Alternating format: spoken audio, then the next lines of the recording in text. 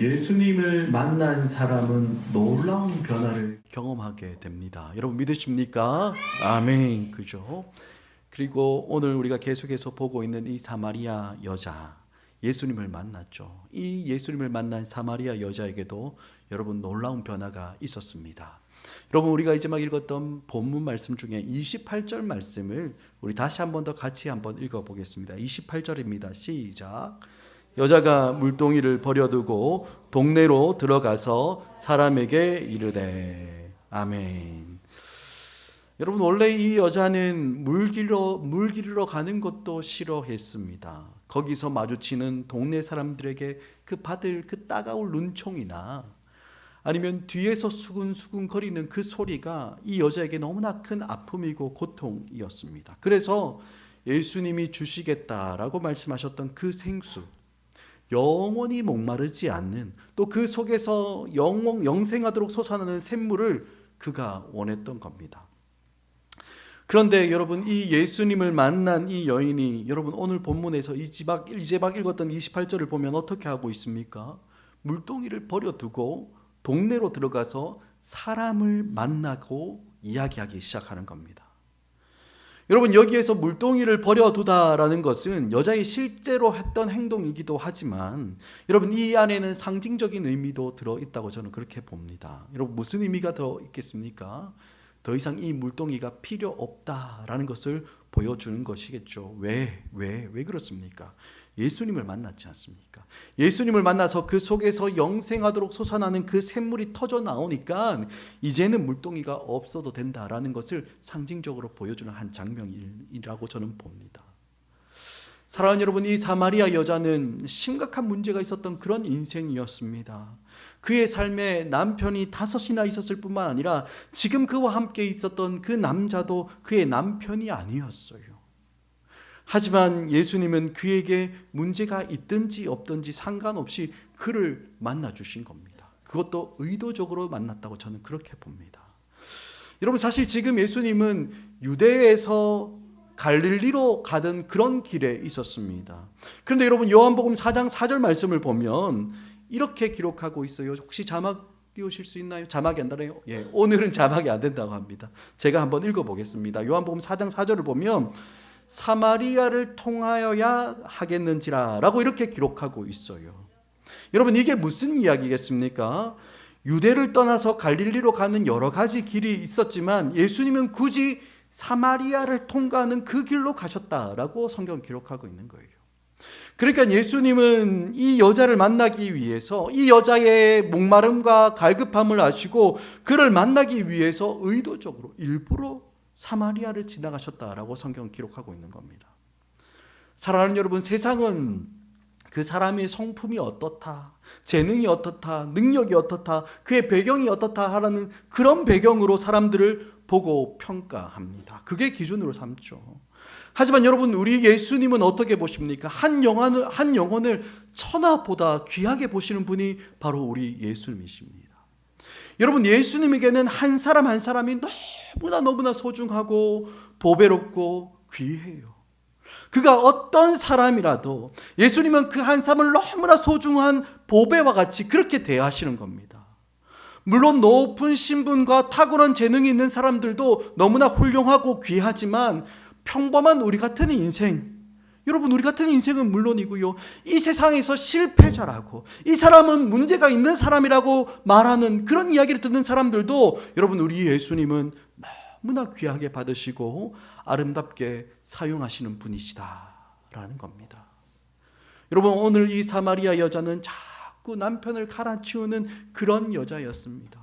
하지만 여러분 그럼에도 불구하고 예수님을 딱 인격적으로 만나고 나니까 어떻게 됩니까? 그 손에 들고 있었던 물동이도 그냥 다 버려두고 그렇게 가능하면 피해 다니려고 했던 그 동네 사람들에게 오히려 달려가서 예수님을 전하는 인생으로, 다른 사람을 예수님께로 나오게 하는 인생으로 변화된 줄 여러분 믿으시기 바랍니다. 아멘. 사랑하는 여러분, 예수님을 인격적으로 만나는 사람들은 완전히 달라지는 겁니다. 사람의 마음과 영혼을 움직이는 그 힘을 가지고 살아가기 시작하는 거예요. 물론 우리가 다른 사람들처럼 말을 능수능란하게 잘하지 못할 수도 있고 또 영향력 있는 자리나 신분, 능력 이런 것도 좀 모자랄 수도 있어요. 하지만 예수님을 만나고 나면 우리의 삶과 우리의 말과 우리 표정에는 다른 사람들에게는 없는 힘이 생겨나는 겁니다. 그래서 사람들의 마음을 감화시키는 그런 역사들이 우리 가운데 일어나서 정말 우리가 하나님의 그 복의 통로로, 하나님의 은혜의 도구로 그렇게 쓰임받기 시작하는 겁니다. 하나님께서 우리를 너무나 존귀하게 사용하셔서 하나님의 부르심에 합당하게 살아가는 그런 일들이 우리 가운데 일어나게 되는 거예요. 사랑하는 여러분, 사람을 보는 눈이 달라져야 합니다. 사람을 보는 눈이 변화되지 않고 세상과 똑같으면 여러분, 예수님을 믿는다고 하는 우리도 여러분 세상과 똑같이 살아가게 될 수밖에 없는 겁니다. 특별히 여러분, 우리 자녀들을 대할 때 세상과 다른 눈으로 보시는 여러분 되시길 간절히 축복합니다. 물론 부모가 자식들을 잘 기르고 싶은 마음은 너무나 귀하고 좋은 마음입니다. 하지만 여러분, 세상이 바라보는 그런 기준과 그런 시선으로 우리도 똑같이 자녀들을 대하고 있으면 여러분, 우리는 오히려 우리 자녀들을 망치고 마는 건지도 모르겠습니다. 여러분, 우리 자녀들 어떻습니까? 그 자체가 너무나 귀하고 아름다운 보배이지 않습니까? 그러니 여러분, 그 보배에다 다른 기준을 갖다 댈 게 뭐가 있습니까? 다른 거 필요가 없는 거예요. 사람은 능력의 문제가 아니라 신분과 지위의 문제가 아니라 그 자체가 너무나 존귀하고 귀한 겁니다. 좋은 대학을 가고 좋은 곳에 취업해야 좋은 일꾼이 되는 거, 여러분 그런 게 아닌 거예요. 부족함이 있어도, 다른 사람보다 탁월함이 조금 떨어져도 예수님을 인격적으로 만나고 성령이 그 속에 들어와 계시면 하나님의 성품이 그 안에서 만들어지기 시작하고 영향력을 갖기 시작하는 겁니다. 여러분, 그러다 보면 우리는 한 가지 사실을 점점 더 깨닫게 되는데, 하나님께서 우리를 사용하실 때 바라보는 그 기준은 세상과 전혀 다르다는 거, 그거 우리 깨닫게 시작하는 거예요. 세상은 능력과 스펙과 성취를 중요하게 여기지만 하나님은 우리의 겉모습이 아니라 우리 중심의 진실함과 우리가 순종하려는 그 자세를 기쁘게 받으시는 겁니다. 우리가 완전해서 쓰임받는 게 아니죠. 연약함 중에도 주님께 의지할 때 우리는 더욱더 크게 쓰임받게 되는 거예요. 여러분, 왜 그렇습니까? 우리가 연약할 때 드러나는 것이 무엇입니까? 우리의 능력이 드러나는 것이 아니라 그 연약함 속에서 일하시는, 우리를 통해서 일하시는 하나님의 그 은혜와 그 능력이 드러나기 때문인 겁니다. 그래서 우리는 어떤 모습이든 어떤 형편이든 나는 부족하니까 못합니다가 아니라 나를 통해서 하나님이 무엇을 하실지 그것을 기대하는 마음을 가지고 살아가야 하는 거예요. 이렇게 주님을 만난 변화된 사람들은 다른 사람을 보는 관점이 달라지고 또 자기를 향한 시선도 달라지고 삶의 목적도 완전히 새로워지게 되는 겁니다.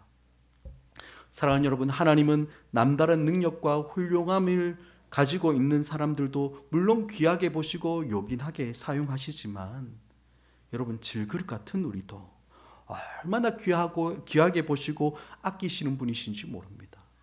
여러분, 이런 하나님의 마음을 아는 우리는 다른 누군가를 볼 때 어떻게 바라봐야 되겠습니까? 정말 보배 높게, 정말 보배처럼 귀하고 정말 사랑하고 섬기고 종이 되는 삶, 여러분 우리가 살아가야 하는 거예요. 사람들 위에서 다 앉아서 군림하고 다스리고 주장하려고 하고 주관하는 것, 여러분 그런 것이 아니라 그 사람들의 그 가치와 그 보배로움을 알기 때문에 기꺼이 낮아지고 섬기는 자가 되고 종이 되어 그들을 더욱더 존귀하게 하는 그 삶을 살아가는 자들이 여러분 바로 하나님의 귀한 성도들인 겁니다. 사랑하는 여러분, 다시 본문으로 돌아가면 오늘 이 사마리아 여인이 동네로 다시 들어가서 예수님이 그리스도이시다라는 것을 막 전하는 동안 여러분, 예수님과 제자들 사이에 대화가 오고 가고 있는 장면이 오늘 본문에 기록되어 있습니다. 여러분, 지금 제자들은 어디를 다녀오는 길일까요? 우리 앞에 나오는 요한복음 4장 8절을 보면 여러분 이렇게 이야기하죠. 이는 제자들이 먹을 것을 사러 그 동네에 들어갔습니다. 이렇게 이야기하죠. 여러분, 지금 이 제자들이 뭡니까? 먹을 것 사러 동네에 갔다가 다시 돌아오고 있는 겁니다. 그런데 여러분, 이 제자들이 딱 다시 돌아와서 보니까 예수님이 뭘 하고 있습니까? 어떤 사마리아 여자와 말씀하고 계시는 거예요. 여러분, 제가 지난번에 말씀드린 것처럼 유대인이 사마리아인, 그것도 사마리아 여자와 대화를 나누고 있는 것, 여러분 그거는 일상적인 일이거나 평범한 일이 아닙니다. 그죠?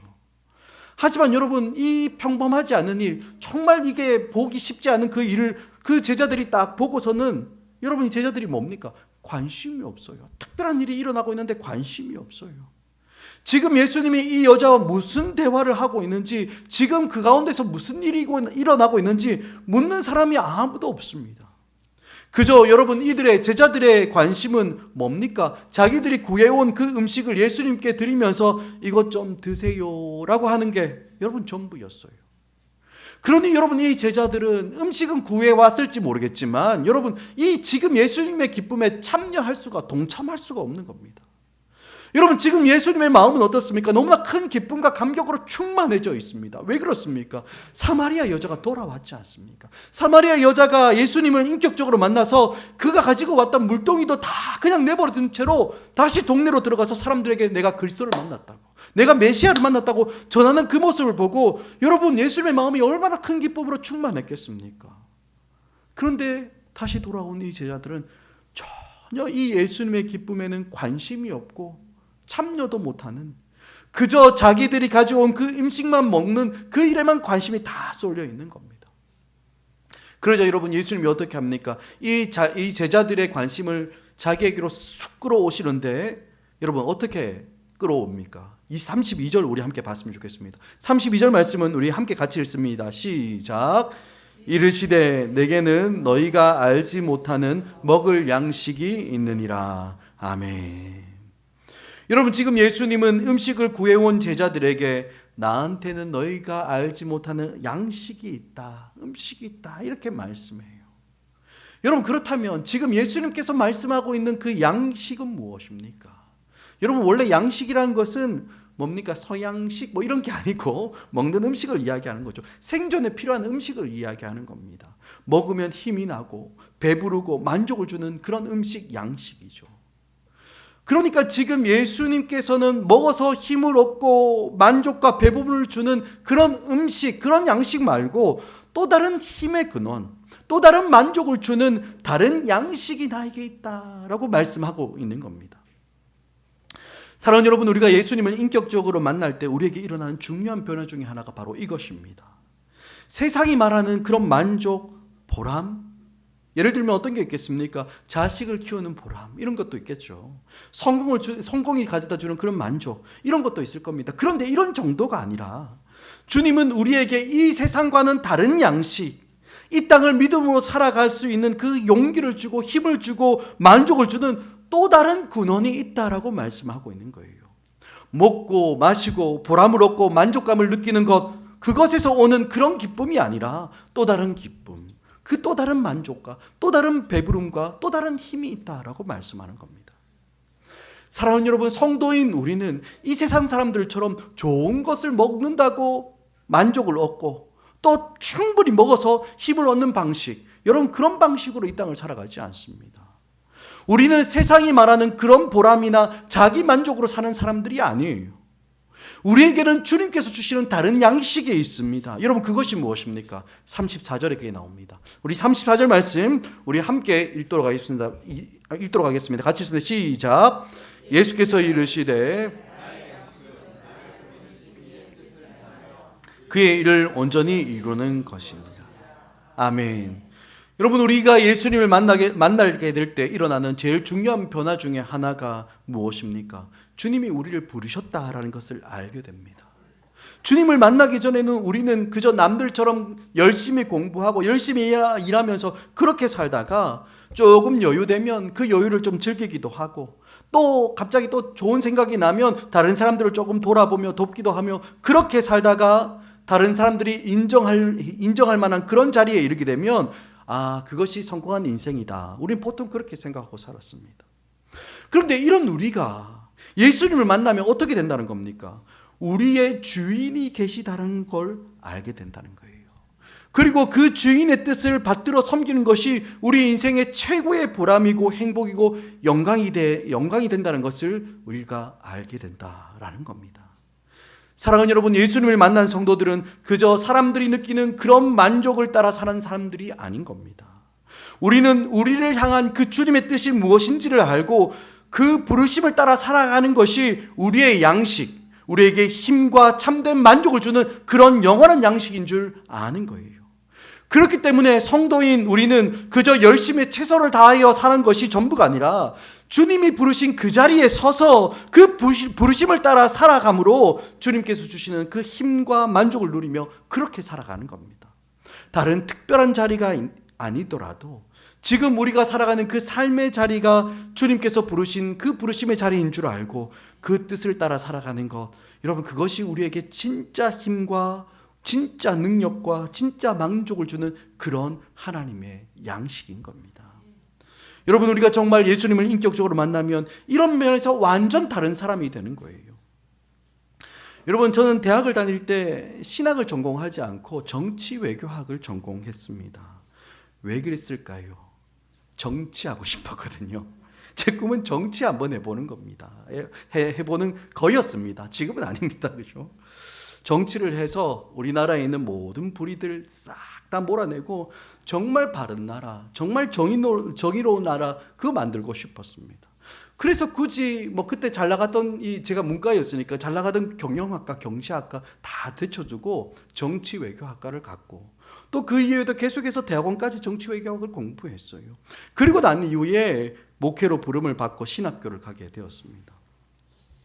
그런데 사실 정치 외교학과를 공부할 때나 신학교에 가서 신학을 공부할 때나 사실 저에게는 이 둘 사이에 갭이 차이가 전혀 하나도 느껴지지 않았습니다. 물론 공부하는 내용 자체는 너무 큰 차이가 있었어요. 그런데 제 마음에는 이 공부를 하든 저 공부를 하든 다를 게 하나도 없었습니다. 왜 그럴까요? 다른 이유가 아닙니다. 주님을 만난 이후에 내가 정치가가 되느냐 마느냐, 목사가 되느냐 마느냐 이런 것이 목적이 아니라 정말 주님의 그 부르심을 따라 살아가는 그것 자체가 목적이라는 것을 내가 분명히 알았기 때문에 제 안에는 전혀 이질감이 없었습니다. 물론 제가 신학교를 간다고 대학원 연구실에서 나올 때에는 저를 지도해 주셨던 교수님들이나 같은 연구실에 있었던 선배 후배들 다 아쉬워하고 안타까워했어요. 그런데 사실 저는 아까운 게 하나도 없었습니다. 주님께서 저를 목회자로 부르셨을 때 너무 은혜와 감격이 컸어요. 왜? 자꾸 나 같은 것도 불러주시는 그 은혜가 얼마나 감사하고 감격했는지 너무 마음에 감사와 기쁨이 충만했습니다. 왜? 내가 무엇을 하느냐보다 어제나 오늘이나 동일한 내 삶의 주이신 하나님께서 부르신 그곳이 어디든지 간에 그 부르심에 합당하게 살아가는 것, 그것 자체가 예수님을 만난, 인격적으로 만난 성도들의 삶의 방식이라고 제가 믿었기 때문에 그렇습니다. 사랑하는 여러분, 성도인 우리의 삶을 지배하는 하나의 원리가 무엇입니까? 주님께서 우리를 부르셨고 그 부르심을 따라 살아가는 것이 주님을 섬기는 삶이다라는 것입니다. 힘을 다해서 주님의 뜻이 무엇인지 분별하고 분별된 그 하나님의 뜻에 순종하는 삶을 선택하며 살아가는 것이 바로 주님을 만난 성도들의 삶인 것이에요.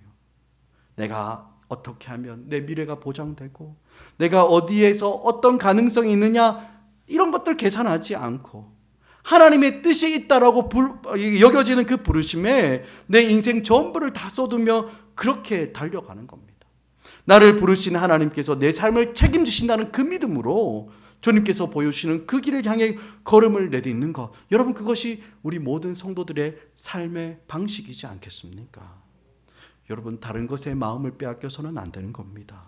주님께서 부르신 그 자리에서 온전히 서 있어야 되는 거예요.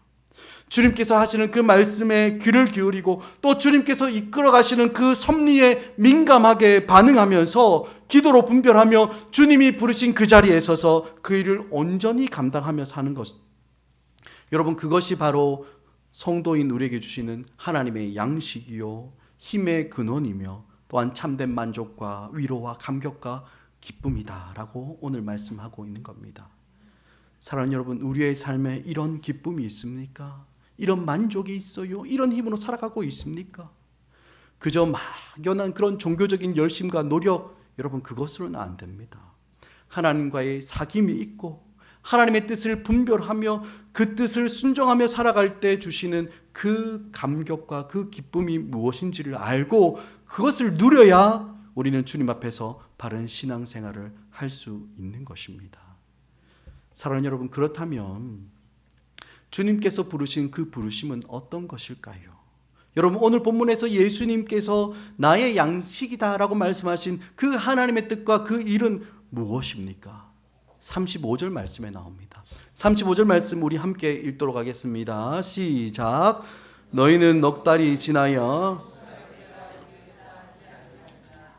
그러나 나는 너희에게 이르노니 너희 눈을 들어 밭을 보라 희어져 추수하게 되었도다. 아멘. 여러분, 우리나라에서 봄에 씨를 뿌리고 나면 추수할 때까지 한 몇 개월 정도 걸립니까? 한 6개월 정도 계산해 보니까 6개월 정도 걸리더라고요. 4월 달쯤에 씨를 뿌리면 10월 달쯤 돼서 추수하지 않습니까? 그런데 우리보다 조금 더 일조량이 많은 그 유대 지역에서는 보통 4개월 정도 걸린다고 해요. 그런데 여러분, 오늘 예수님의 말씀은 어떻습니까? 넉 달이 지나야 추수할 때가 오는 것이 아니라 이미 어떻다고요? 추수할 때가 왔다라고 말씀하십니다. 사랑하는 여러분, 예수님께서 이 세상에 오심으로 이미 추수의 때가 시작된 줄 여러분 믿으시기 바랍니다. 여러분, 그리스도가 세상에 오시면서부터 온 세상은 이제 마지막 때를 시작하게 된 겁니다. 예수님께서 여러분 이 세상에 오신 이유가 무엇입니까? 당신의 사람들을 향한 아버지의 뜻을 온전히 이루셔서 그 예비된 하나님의 사람들을 이 추수의 때에 한 사람도 빠지지 않고 다 부르시고 그 주님의 그 주인의 곳간에 거두어 드리기 위해서 우리 주님 오신 겁니다. 예수님의 오심과 죽으심과 다시 사심으로 본격적인 추수가 시작된 거예요. 더 이상 다른 때를 우리가 기다릴 필요가 없다라는 겁니다. 사랑하는 여러분, 지금이 바로 추수의 때입니다. 추수의 때. 영혼을 구하는 그 추수의 때가 바로 지금인 겁니다. 이것이 바로 하나님의 부르심이고 하나님의 마음이라는 거예요. 주님의 사람들을 주님의 품으로 돌아오게 하는 일은 더 이상 미룰 수 없는 주님의 부르심이요 또한 주님의 일인 줄 여러분 믿으시기 바랍니다. 여러분, 지금 우리는 이 추수의 때를 살아가고 있는 겁니다. 그렇다면 여러분, 이 추수의 때에 우리에게 주신 최고의 영광이 무엇이겠습니까? 영혼을 추수하는 것, 그거 아니겠습니까? 우리가 열심히 살아서 다른 사람들에게 존경받고 인정받고 사람들의 기쁨이 되는 것, 여러분 그것으로는 충분하지 않아요. 우리에게 주신 모든 것을 다 사용해서 다 써서 영혼을 주님 품으로 데려오는 것이 주님의 뜻을 온전히 이루는 것인 겁니다. 천하보다 더 귀한 영혼을 사랑하며 섬기는 가장 복된 일, 여러분 그것이 무엇입니까? 주님을 만나도록 우리가 돕는 일, 그거 아니겠습니까? 여러분, 그런데 지금이 바로 그 일을 해야 하는 추수의 때다라고 주님 말씀하시는 거예요. 이 일은 나중에 해야지, 내일 해야지, 다음날 해야지. 여러분, 그렇게 미룰 수 있는 일이 아니라는 겁니다. 어떤 사람들은 예수님이 지금이 바로 추수의 때라고 말씀하신 지가 이미 2000년이 지났는데 이 추수가 마무리되지 않는 걸 보니까 좀 더 여유 있는 게 아닌가, 이게 끝이 안 나는 건 아닌가, 그렇게 말하기도 합니다. 그런데 여러분, 베드로 사도가 뭐라고 이야기했는지 아십니까? 베드로후서 3장 8절을 보면 이렇게 이야기해요. 같이 한번 읽어볼까요? 시작. 사랑하는 자들아, 주께는 하루가 1000년 같고 1000년이 하루 같다, 이 만 가지를 잊지 말라. 아멘. 여러분, 이렇게 이야기하고 있어요, 베드로는.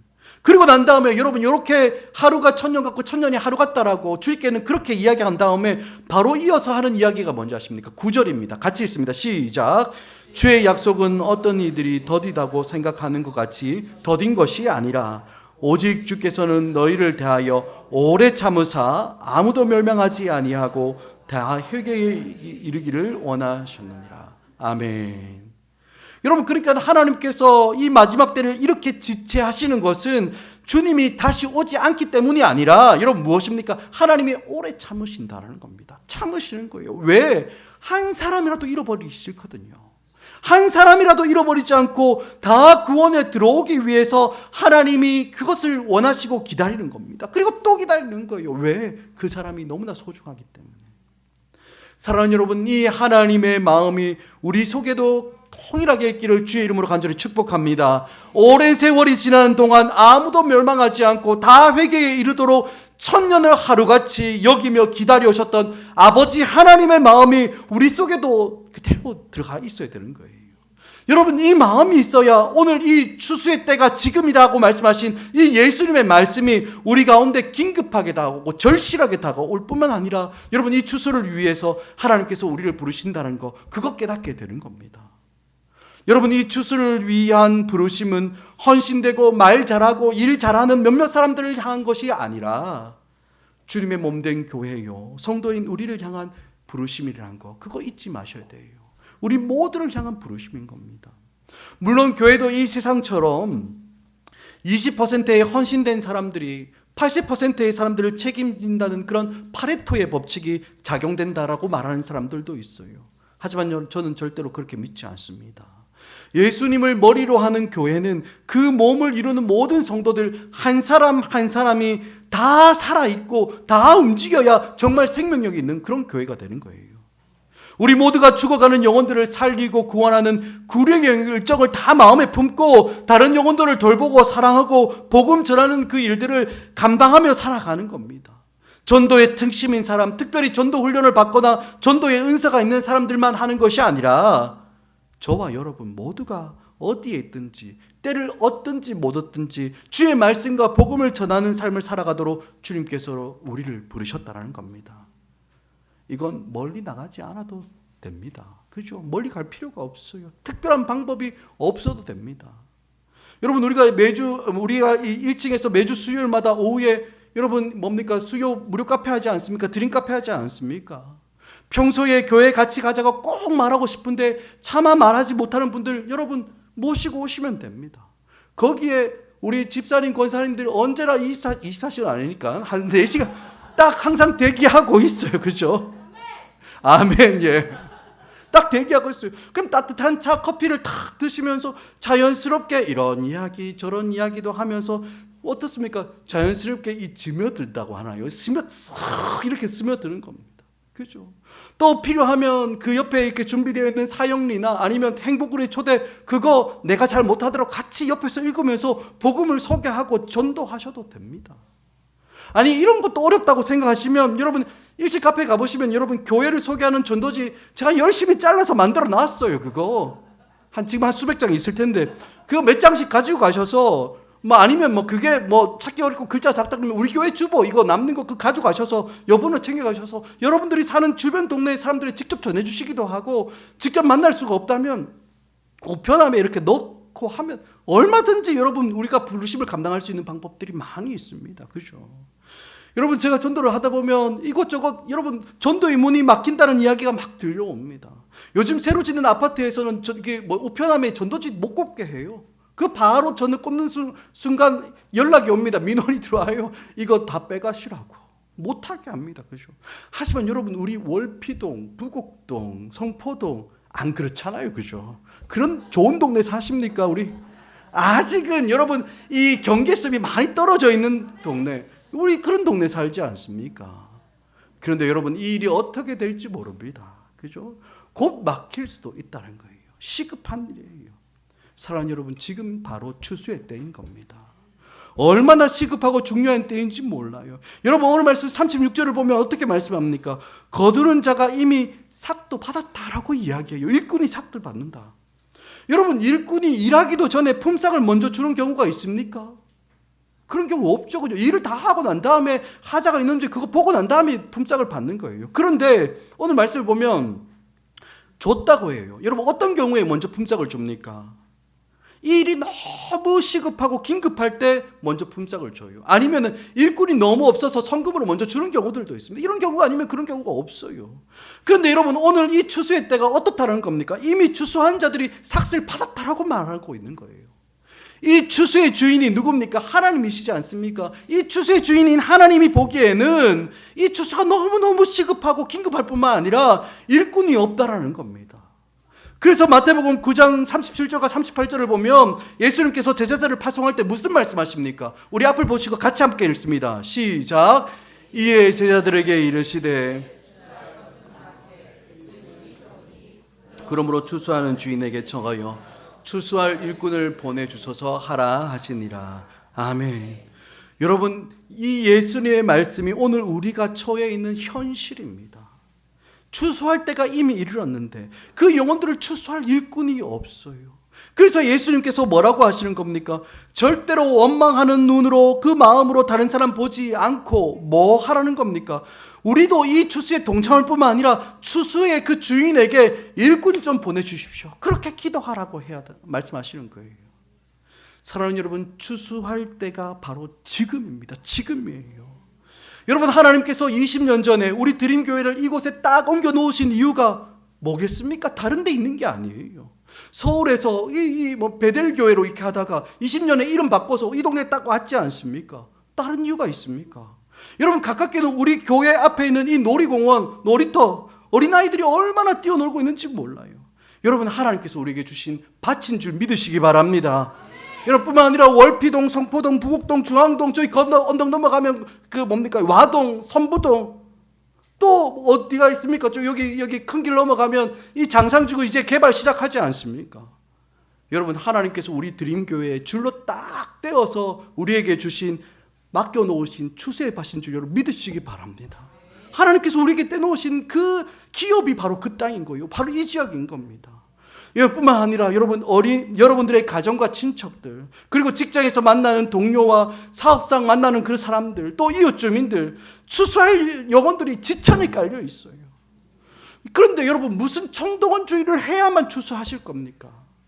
전도서 그런 열린 모임 그거 해야만 추수하실 거예요.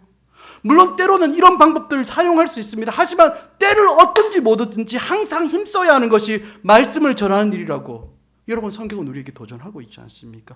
지금이 바로 추수의 때인 겁니다. 그런데 여러분, 이 말씀을 보면요, 이 추수에 중요한 원리가 있다고 주님께서 말씀하십니다.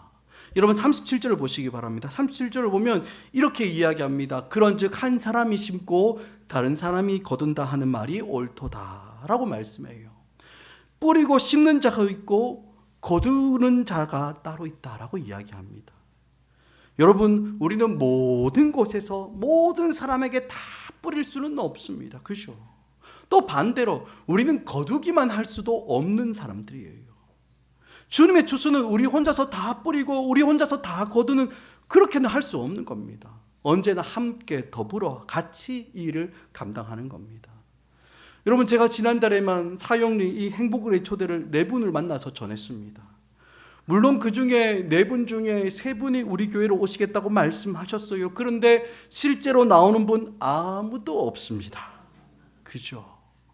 이상하게 토요일이나 주일에 딱 전화하면 전화를 안 받으시더라고요. 분명히 오겠다고 말씀하셨는데. 여러분, 그렇다고 제가 실망하겠습니까? 아니요, 저는 실망하지 않습니다. 왜? 심는 사람이 있다면 어딘가에 열매를 거두는 사람도 반드시 있는 줄 제가 믿기 때문에 그렇습니다. 물론 내가 심고 내가 다 거둘 수 있으면 더 좋겠지만, 추수한 모든 알곡과 모든 열매들, 여러분, 그건 결국 어디에 쌓이는 겁니까? 일꾼인 내 곳간에 쌓이는 것이 아니라 추수의 주인이신 하나님 곳간에 다 들어가는 거 아니겠습니까? 그래서 때때로는 우리가 노력하지 않고 뿌리지도 않았는데 우리가 거두는 영혼들이 있기도 하고, 또 때로는 열심히 씨를 뿌리지만 당장 거두지 못할 때도 있는 것이 우리의 전도입니다. 하지만 여러분, 이 추수의 알곡들은 다 주인인 하나님의 곳간에 하나도 빠짐없이 다 거두어 들어가기에 뿌리는 자와 거두는 자가 함께 추수의 기쁨을 맛보고 주인의 즐거움에 참여할 수 있다라고 주님 말씀하시는 거예요. 여러분, 말씀 맺겠습니다. 사랑하는 여러분, 예수님은 오늘 우리에게 눈을 들어보라라고 말씀하십니다. 지금이 바로 추수할 때이며 하나님께서 이미 준비해 놓으신 그 영혼들이 우리 주변에, 우리 시천에 널려 있다고 말씀하십니다. 우리가 보기에는 여전히 멀어 보이고 아직 때가 조금 아닌 것처럼 느껴지기도 하지만 주님 벌써 희어져 추수할 때다라고 그렇게 우리에게 선언하고 있는 겁니다. 여러분, 오늘 이 사마리아 여인은 많은 부족함이 있었습니다. 상처를 가진 사람이었어요. 하지만 주님을 만나자 즉시 자신의 자리에서 주님을 전하는 증인이 되었습니다. 그가 완벽해서일까요? 그게 아니죠. 예수님을 그가 만났고 그 속에 생수가 흘러 넘쳤기 때문에 자연스럽게 그 은혜의 생수가 또 다른 이들에게 흘러가게 되는 겁니다. 사랑하는 여러분, 하나님은 완전한 사람, 완벽한 사람 찾지 않으십니다. 주님의 양식을 아는 사람, 우리를 부르신 그 부르심을 알고 그 부르심을 따라 살아가며 길을 기뻐하는 자들을 주님께서 찾으시는 겁니다. 여러분, 정말 바라기는 지금이 바로 추수의 때인 줄 알고 우리의 부르심을 따라 주님의 그 추수하심에 동참함으로 많은 영혼들을 주님께로 인도하며 하나님께서 주시는 힘과 능력과 기쁨과 만족을 얻는 하나님의 그 양식을 얻고 누리며 살아가는 사랑하는 성도들 되시길 주의 이름으로 간절히 축복합니다. 아멘.